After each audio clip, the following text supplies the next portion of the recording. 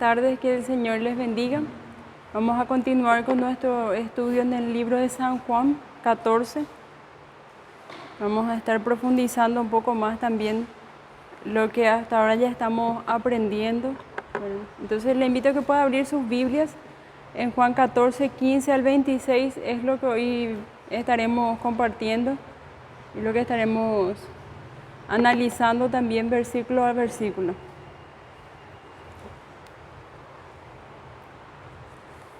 Juan 14, 15 al 26 dice: si me amáis, guardad mis mandamientos, y yo rogaré al Padre, y os dará otro Consolador, para que esté con vosotros para siempre, el Espíritu de verdad, al cual el mundo no puede recibir porque no lo ve, ni le conoce, pero vosotros le conocéis porque mora en vosotros y estará en vosotros. No os dejará huérfanos, vendré a vosotros. Todavía un poco y el mundo no me verá más, pero vosotros me veréis, porque yo vivo, vosotros también viviréis. En aquel día vosotros conoceréis que yo estoy en mi Padre y vosotros en mí y yo en vosotros.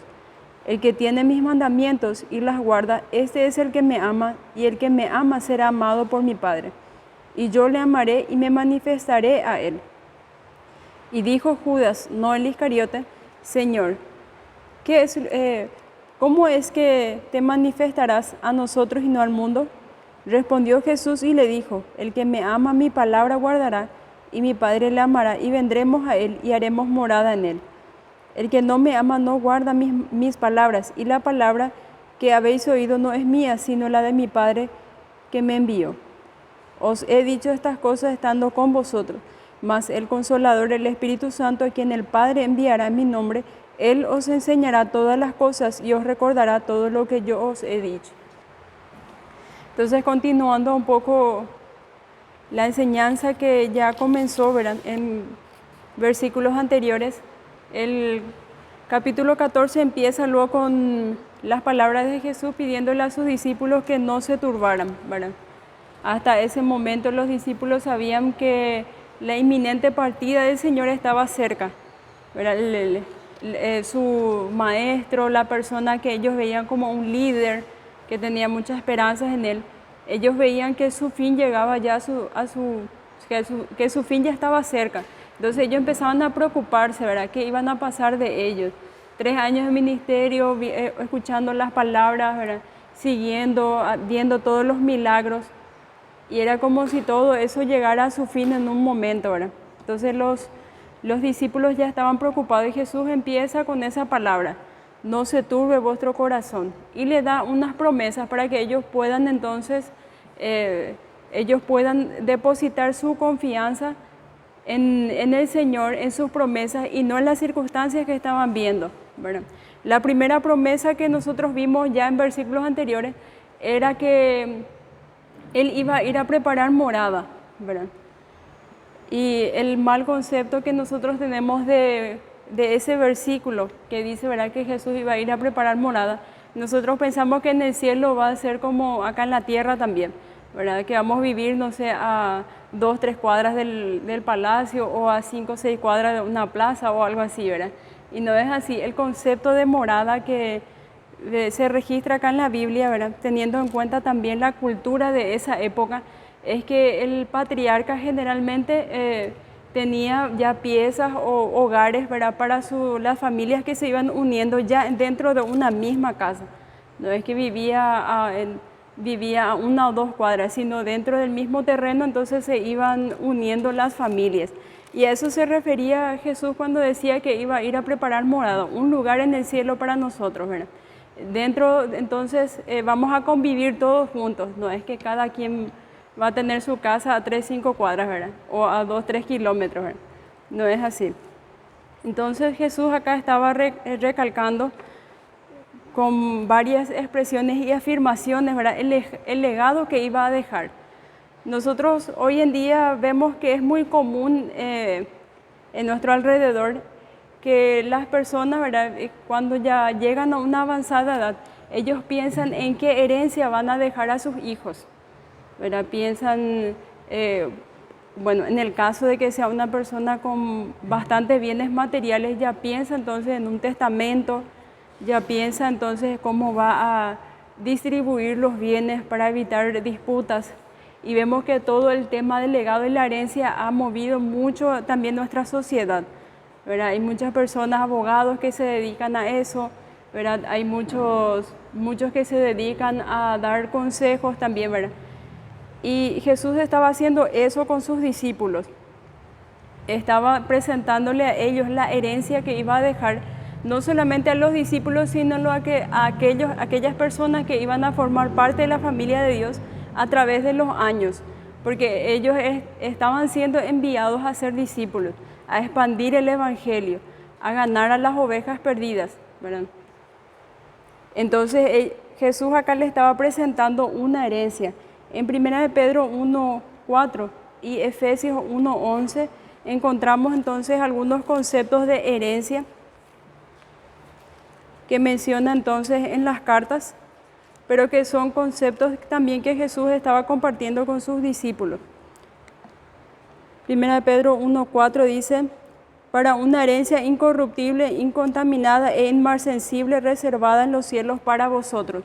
Hay una herencia entonces que es incorruptible, incontaminada e inmarcesible. Que es inmarcesible, que no se puede marchitar, que no se puede descomponer. Incorruptible, que no se puede entonces destruir. E incontaminada, que no puede agarrarle moho, no le puede agarrar ningún tipo de bacterias, ¿verdad? Entonces esa es la herencia que se nos espera en el cielo. Quiere decir que es algo entonces puro, es algo entero, ¿verdad? Y es algo completamente fuera también de nuestra imaginación. En Efesios 1:11 también encontramos otro concepto de herencia. Si es que alguien lo encuentra primero, puede leer en voz alta.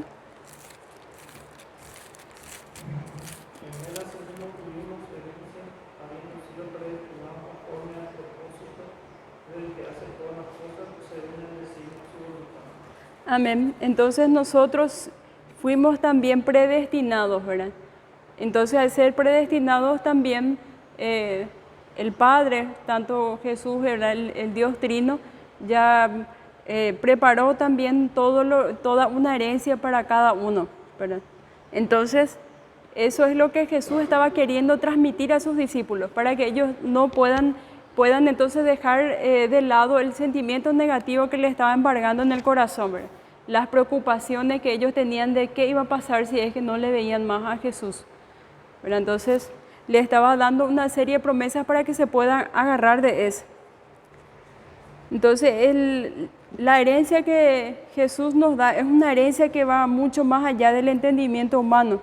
Y llevó también a Pablo en Efesios 1:18, dice: pido también que les sean iluminados los ojos para que sepan a qué esperanza Él os ha llamado y cuál es la riqueza de su gloriosa herencia entre los santos. Atiendan lo que dice, ¿verdad? Dice: pido también que les sean iluminados los ojos del corazón para que sepan a qué esperanza Él os ha llamado. ¿Cómo nosotros podemos lograr que los ojos de nuestro corazón puedan ser iluminados? Cuando más nosotros meditamos en las Escrituras, ¿verdad? Cuando más nosotros conocemos a Dios, más nos acercamos entonces y más meditamos en su palabra, más nosotros podemos dimensionar también todo lo que implica, ¿verdad?, ser hijo de Dios, que es entonces un privilegio muy grande que nosotros muchas veces no podemos dimensionar. Y Jesús estaba tratando de lograr eso con sus discípulos en ese momento. Calmar sus corazones y tranquilizar, dándole esa esperanza. Vemos que el primer versículo que nosotros leímos, que corresponde a nuestro estudio, dice: si me amáis, guardad mis mandamientos. Vemos que es una condicionante, ¿verdad? Si me amáis, empieza con una palabra sí, ¿verdad? Si me amáis, guardad mis mandamientos. Entonces, nosotros vemos que la obediencia está muy ligada entonces al amor. Eso nosotros podemos ver también a nuestro alrededor, ¿verdad? Cuando un padre le pide a su hijo que haga ciertas cosas, o que tenga cuidado de no realizar ciertas cosas porque va contra las reglas, la moral o las reglas establecidas dentro de su hogar. Entonces espera que su hijo tenga en cuenta esas reglas y las lleve a cabo. Así puede darse cuenta entonces si le ama realmente o no, ¿verdad? Entonces, vemos acá que en el versículo 15 es una condicionante. Si me amáis, guardad mis mandamientos.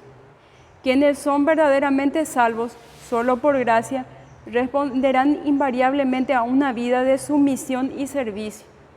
Como estaba diciendo entonces, aquellas personas que pueden dimensionar todo lo que el privilegio que es entonces ser escogidos por Dios, ser salvos por gracia, entonces irremediablemente va a responder a una vida de sumisión y servicio. Y lo que nosotros estamos diciendo en los anteriores versículos también, ¿verdad? En los anteriores estudios, vamos a amar también a las personas. Nuestra percepción de la vida va a cambiar.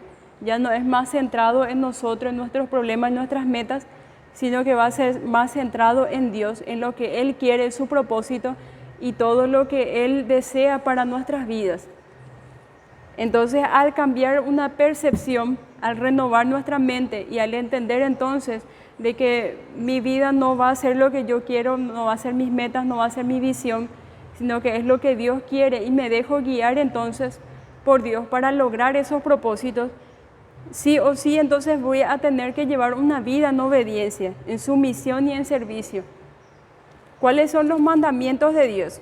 Bueno, el no matarás, el no robarás, para los 10 mandamientos, más el mandamiento de amarnos unos a otros, porque ese iba a ser el sello de que alguien realmente era hijo de Dios, ¿verdad? Entonces, cuando nosotros meditamos un poco en los mandamientos, parece algo aburrido, ¿verdad? Es algo demasiado difícil también, o de tantas veces que hemos repetido, no dimensionamos lo que son los mandamientos, ¿verdad? Pero si nosotros los analizamos y reflexionamos en esos mandamientos, nos damos cuenta que podemos captar, digámosle de alguna forma, el carácter de Dios en esos mandamientos, carácter imparcial, ¿verdad? De Dios, de nuestro Dios mismo, ¿verdad? En esos mandamientos. Entonces nos va a ser más fácil si nosotros conocemos a quién servimos, llevar una vida en obediencia, amar entonces a los que nos rodean y cumplir lo que el mandamiento nos pide, ¿verdad? Todo con la ayuda también del Espíritu Santo. Dice, los cristianos genuinos en sus corazones regenerados y sus mentes renovadas no pueden evitar reflejar externamente quiénes son en su interior, nuevas criaturas. En 2 Corintios 15, 17, entonces nos habla sobre esto.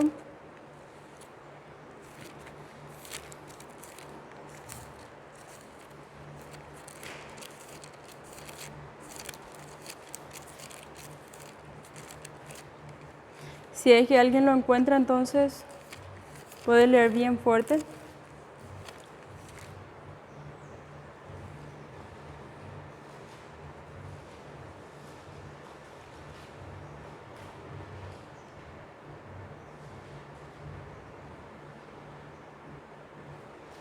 Dice, de modo que si alguno está en Cristo, nueva criatura es. Las cosas viejas pasaron, y aquí todas son hechas nuevas. 2 Corintios 5, 17 nos habla entonces de que cuando uno es una nueva criatura, tiene entonces un nuevo nacimiento.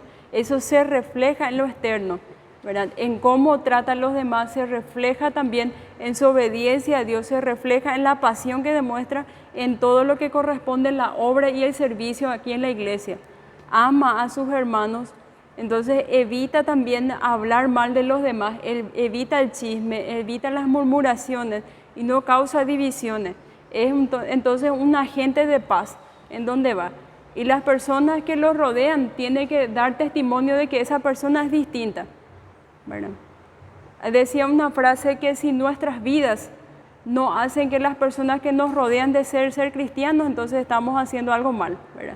Las personas que nos rodean, si es que dice esa persona es cristiana, a mí me gustaría también conocer a Dios por su vida y por su testimonio. Si no estamos provocando eso, entonces estamos haciendo algo mal, ¿verdad? Estamos estancados, estamos en pecado, estamos desviados, nuestra atención, estamos en cualquier otra cosa menos centrados en Cristo, ¿verdad? Dice, a lo largo de todo su ministerio, Jesús recalcó a menudo la obediencia que caracteriza a todos los que creen para salvación. Jesús preguntó, ¿por qué me llamáis Señor, Señor, y no hacéis lo que yo os digo? Recuerdan, en varias partes del Evangelio dice, ¿por qué me llaman Señor y Señor? Y no hacen lo que yo les estoy pidiendo que hagan.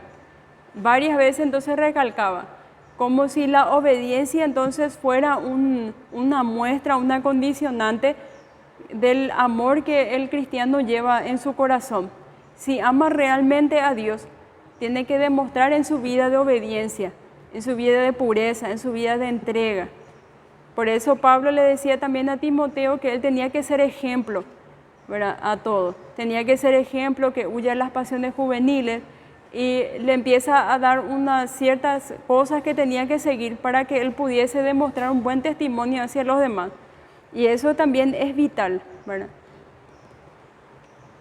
Quien rehúsa creer en el Hijo no verá la vida, sino que la ira de Dios está sobre él. Ira y enojo a los que son contenciosos y no obedecen la verdad, sino que obedecen a la injusticia. El privilegio de Pablo, mediante la gracia de Dios, era persuadir a todas las naciones que obedezcan a la fe. En su segunda venida, Jesús dará retribución a los que no conocieron a Dios ni obedecen al Evangelio de nuestro Señor Jesucristo. Jesús vino a ser autor de eterna salvación para todos los que le obedecen. Los elegidos se escogieron para obedecer a Jesucristo, mientras que los no regenerados son aquellos que no obedecen el Evangelio de Dios.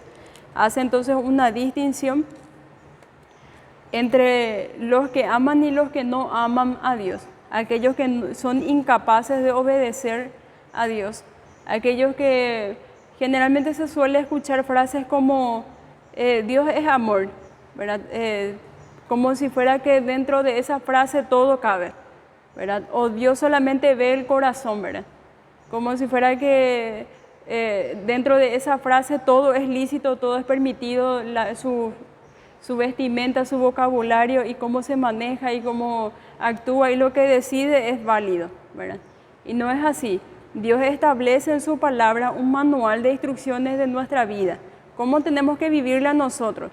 Si nosotros no obedecemos y no conocemos lo que está ahí, entonces no amamos a Dios. Solamente le amamos de labios para afuera.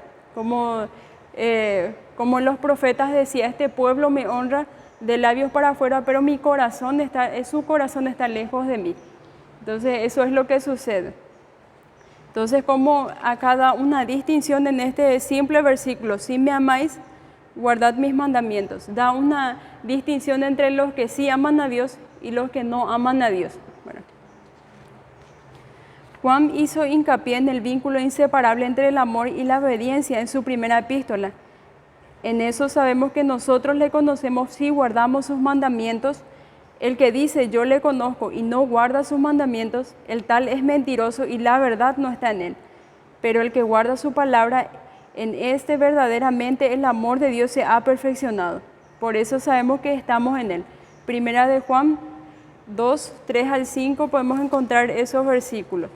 Si es que alguien tiene una versión distinta, entonces puede...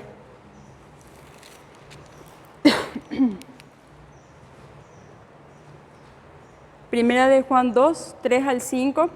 Si es que alguien tiene una versión distinta, entonces puede leer bien fuerte.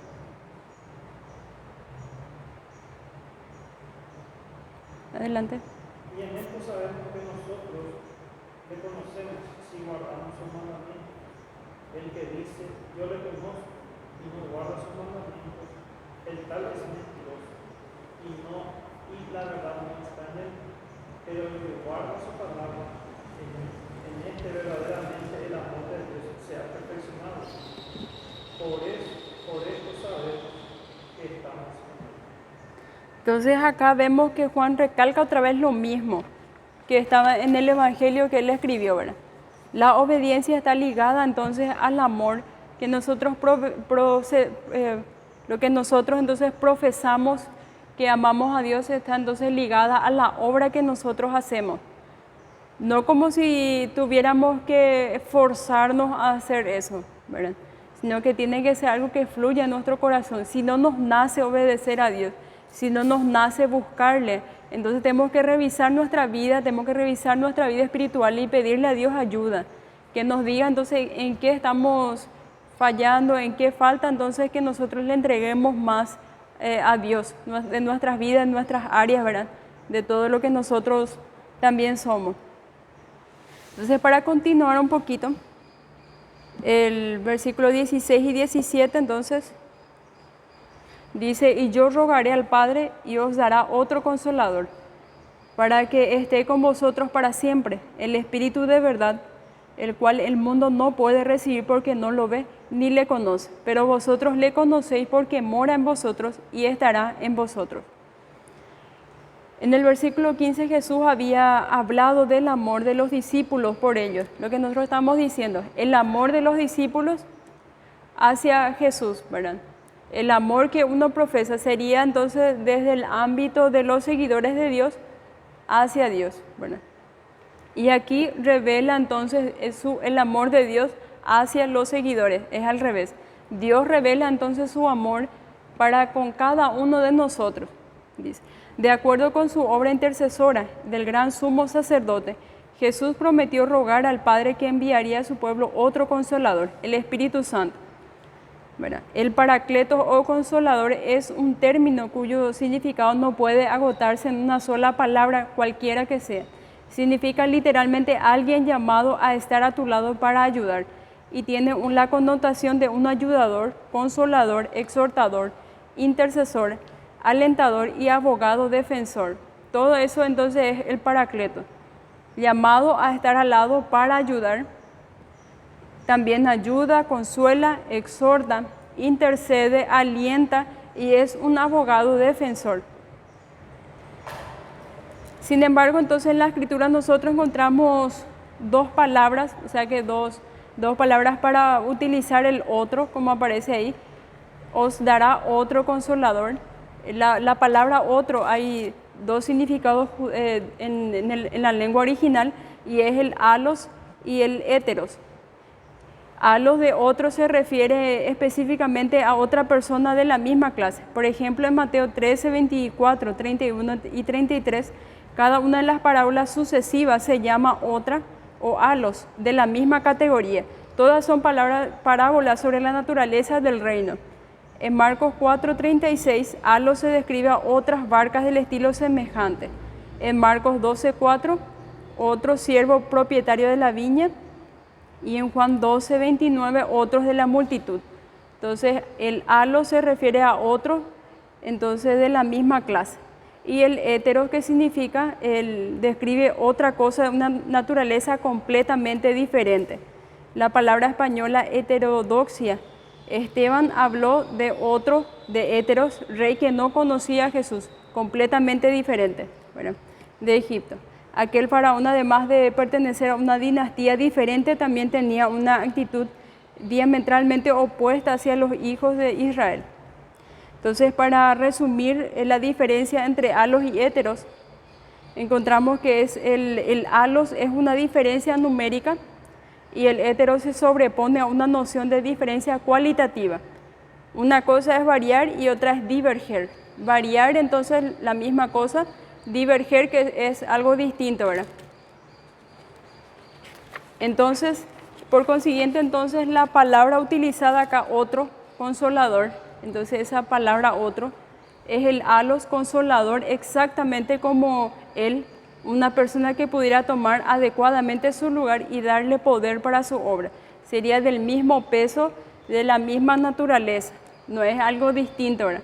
El Espíritu Santo es el sustituto perfecto del Señor Jesucristo, el consolador original. ¿Por qué dice otro consolador? Porque ya existía otro consolador antes, ¿verdad? Lo que Jesús estaba haciendo con sus discípulos.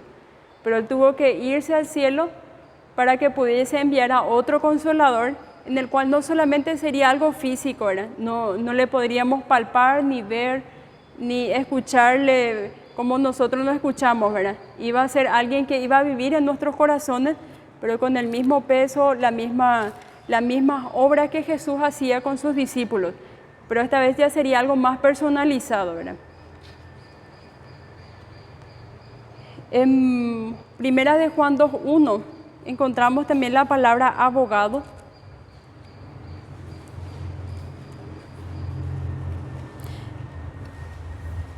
Hijitos míos, estas cosas os escribo para que no pequéis, y si alguno hubiere pecado, abogado tenemos para con el Padre, a Jesucristo el justo. Abogado es la traducción también de Paracletos, ¿verdad? Vemos nosotros que Paracletos tiene varias traducciones, no solamente una palabra se lo puede limitar, ¿verdad? Entonces, la palabra utilizada acá también es Paracletos, ¿verdad? Un abogado. Como Jesús, el Espíritu Santo enseñaría, fortalecería e intercedería por los discípulos. Aunque la partida del Señor era inminente, Él prometió que el Espíritu Santo iba a estar con ellos para siempre. A diferencia de las enseñanzas falsas de la secta, como el Testigo de Jehová, que dicen entonces que el Espíritu Santo es una fuerza impersonal, es nada más la fuerza de Dios, ¿verdad? Pero que no es una persona. Nosotros en la Escritura podemos encontrar varias evidencias de que el Espíritu Santo realmente es una persona, tiene los atributos de una persona, ¿verdad? Una fuerza impersonal nada más, no puede tener intelecto, ¿verdad? Conoce los pensamientos de Dios, que está en 1 Corintios 2:11, ¿verdad? Que dice que conoce los pensamientos de Dios.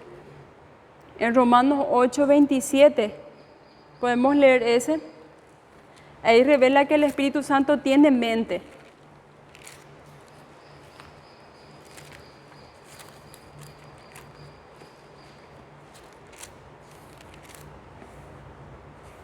Romanos 8:27, si alguien puede leer bien fuerte.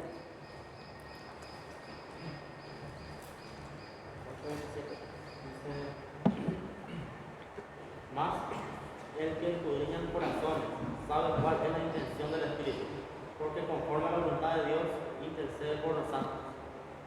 Tiene una mente entonces, emociones, puede contristarse.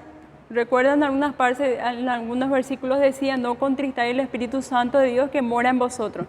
Entonces, como una fuerza impersonal, que no es una persona que es nada más la fuerza activa de Dios, puede tener emociones, ¿verdad? De ponerse triste. También distribuye los dones espirituales a la iglesia de acuerdo a su voluntad. Hay también versículos que hablan sobre eso. Testifica, conduce y dirige también, guía, convence. Recuerdan, hay partes de los versículos que dice que Él convence de pecado. Bueno. Habla, intercede y revela. Tampoco se le puede mentir a una fuerza impersonal ni blasfemar. Recuerdan en Hechos 5:3, Pedro le dice, ¿verdad?, que le están mintiendo al Espíritu Santo de Dios. Entonces, como una fuerza impersonal se le puede mentir, ¿verdad? Más aún en el Nuevo Testamento se refiere al Espíritu Santo mediante el uso de pronombres masculinos, aunque el sustantivo griego neuma o espíritu es neutro, ¿verdad? La Biblia también enseña la deidad del Espíritu Santo por ser la tercera persona de la Trinidad y se le asocia con Dios Padre y Dios Hijo y se le llama Espíritu de Dios y Espíritu de Jesús y se le menciona junto con ellos en la forma trinitaria bautismal de Mateo. El Espíritu Santo posee atributos divinos que incluyen la eternidad, omnisciencia, omnipresencia, omnipotencia, como lo demuestra su poder creador en Génesis 1:2 y en Job 33:4. Veracidad y el poder de dar vida. Y se le llama el Espíritu de vida, ¿verdad?, en el Antiguo Testamento. El Espíritu Santo hace obras que solo Dios puede hacer: crear el universo, inspirar las Escrituras, regenerar a los pecadores perdidos, santificar a los creyentes. Finalmente, las Escrituras declaran sin equívocos que el Espíritu Santo es Dios. Hechos 5:3 dice que Ananías mintió al Espíritu Santo, mientras el versículo 4 dice que mintió a Dios. La declaración de Pablo en 2 Corintios 3:17 también afirma la deidad del Espíritu Santo sin lugar a errores. Jesús llamó Espíritu de verdad al Espíritu Santo para enfatizar su obra de revelar la verdad espiritual a los creyentes. En particular, el Espíritu Santo iba a ser el revelador para los apóstoles de la verdad inspirada neotestamentaria, tal como había revelado al Antiguo Testamento. Para mayor explicación, entonces podemos ir a otros puntos.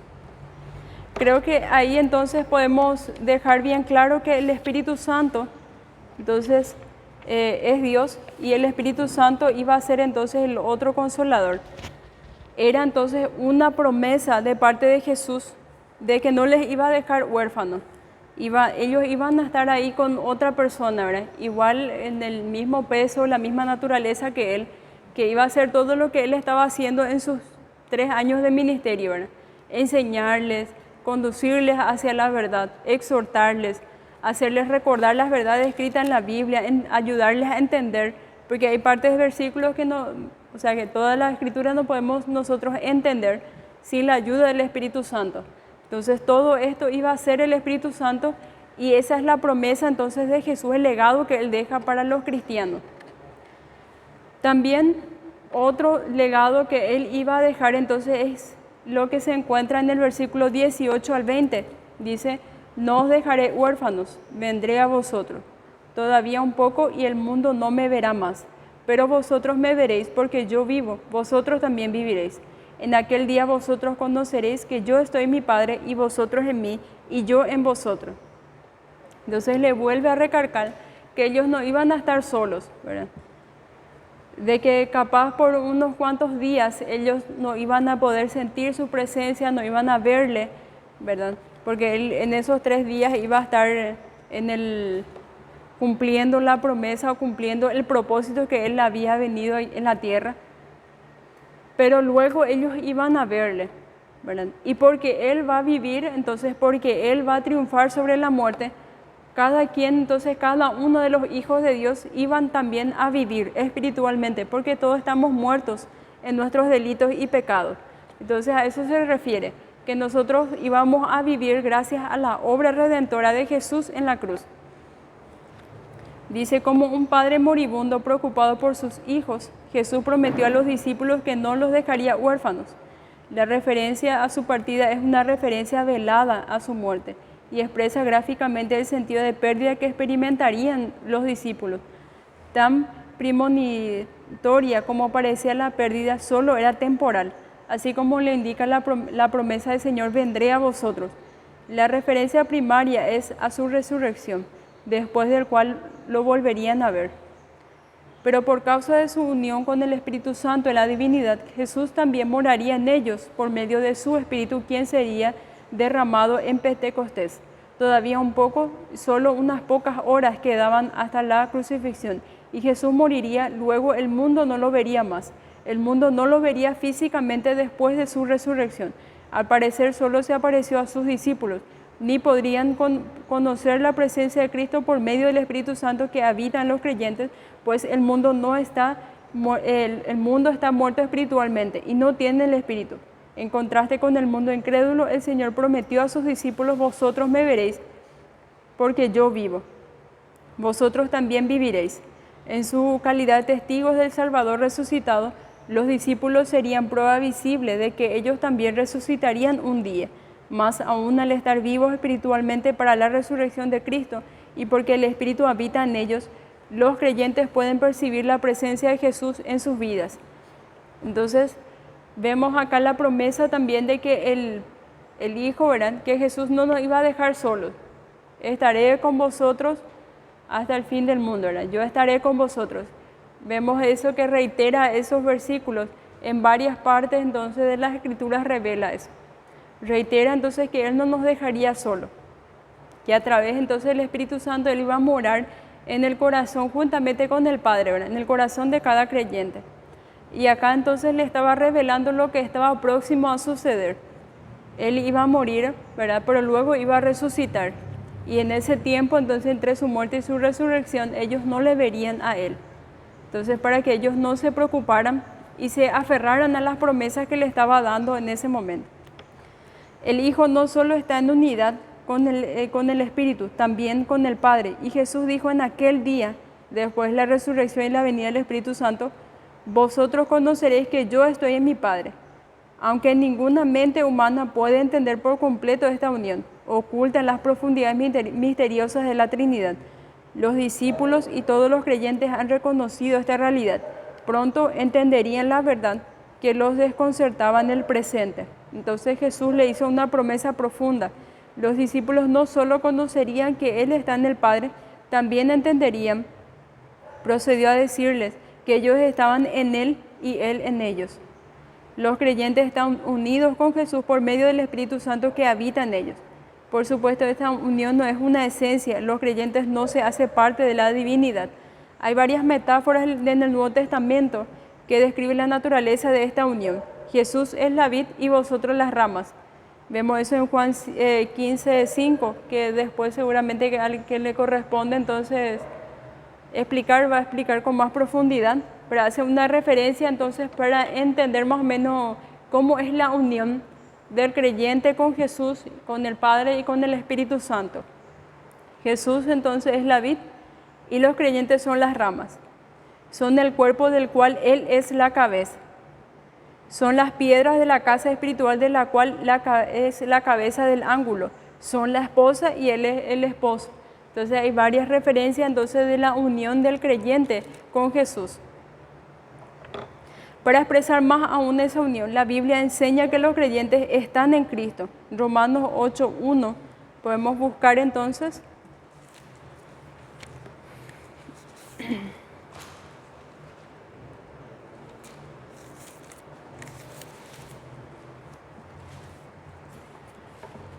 Si alguien lo encuentra, entonces puede leer bien fuerte.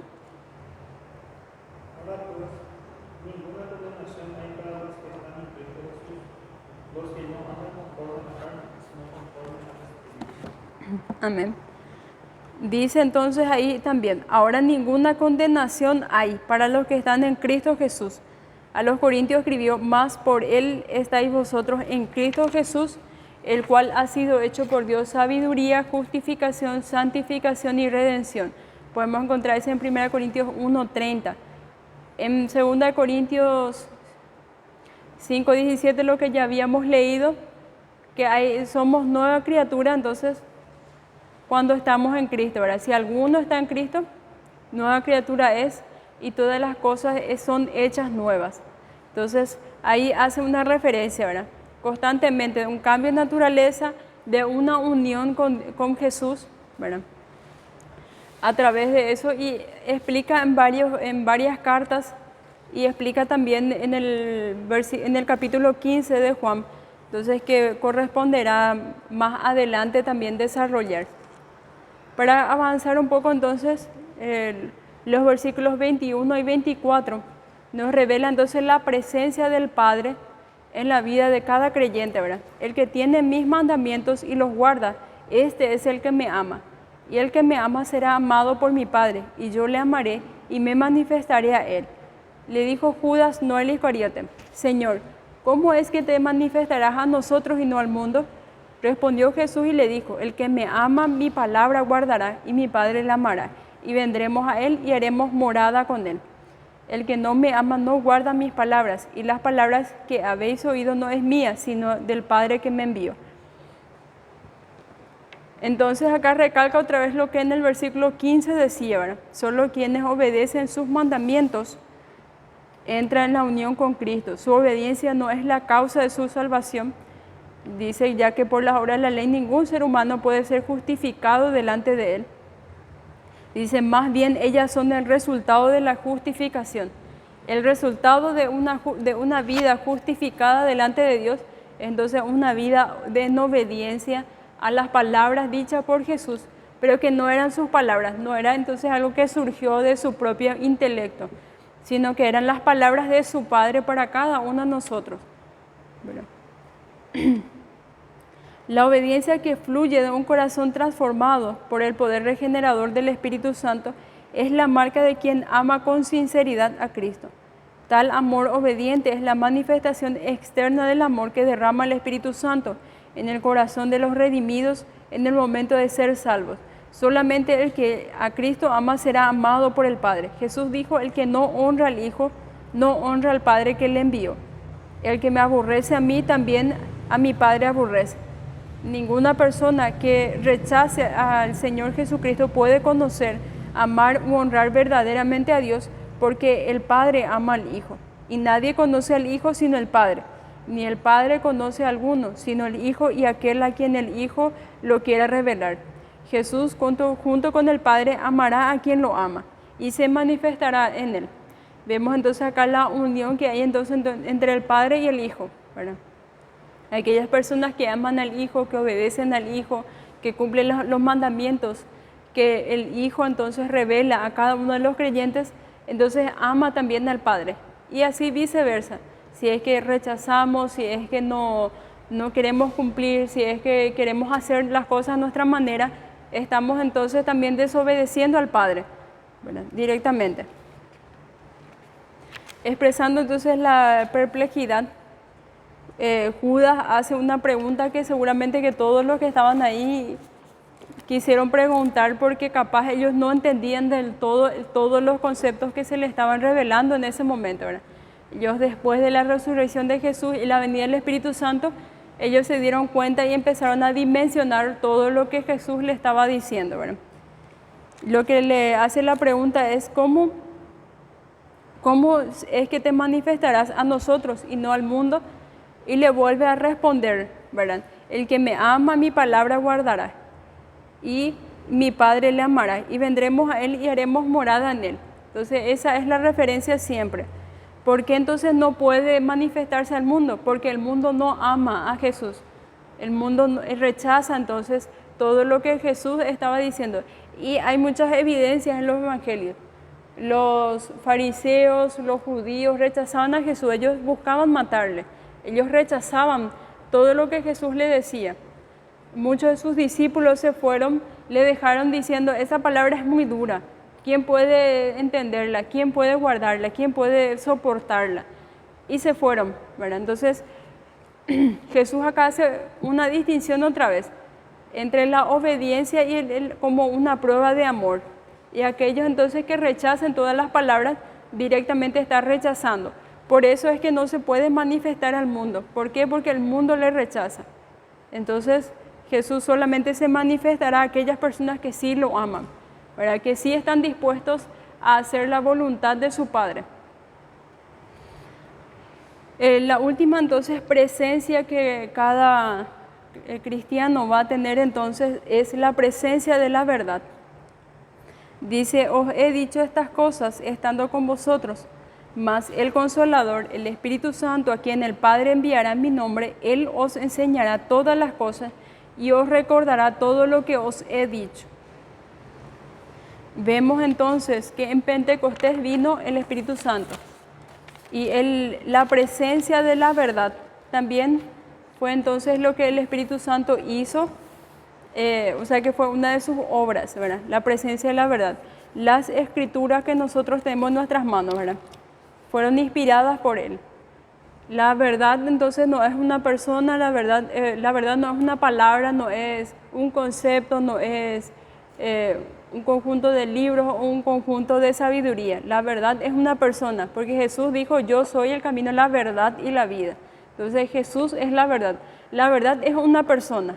Entonces la presencia de la verdad iba a ser entonces visible, iba a ser para nosotros accesible a través de las Escrituras, ¿verdad? Y el Espíritu Santo inspira todo lo que está en las Escrituras.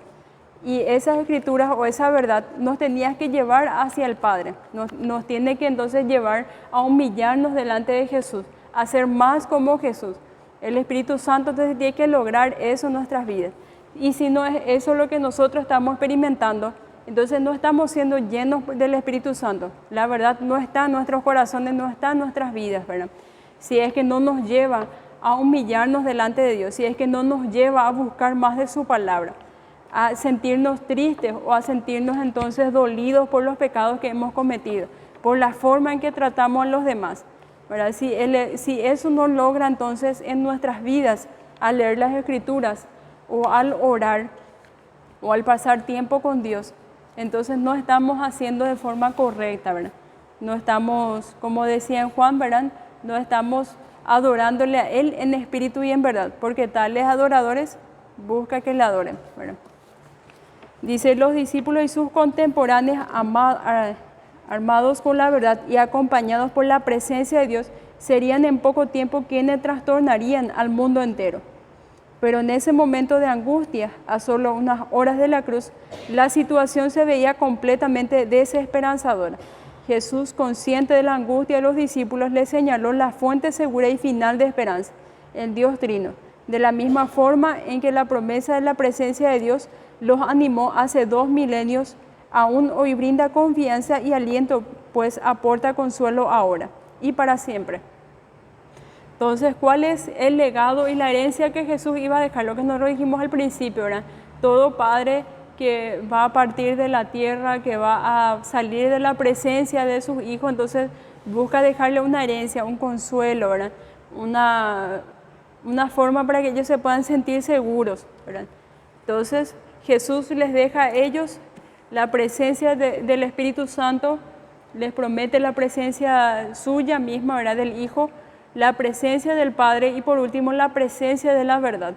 Estas 4 cosas iban a ser lo que iban a consolar sus vidas, iban a ayudarles a crecer, iban a ayudar a cumplir el propósito de Dios para con sus vidas, para lo que ellos fueron llamados también, porque ellos fueron llamados para poder entonces expandir el Evangelio.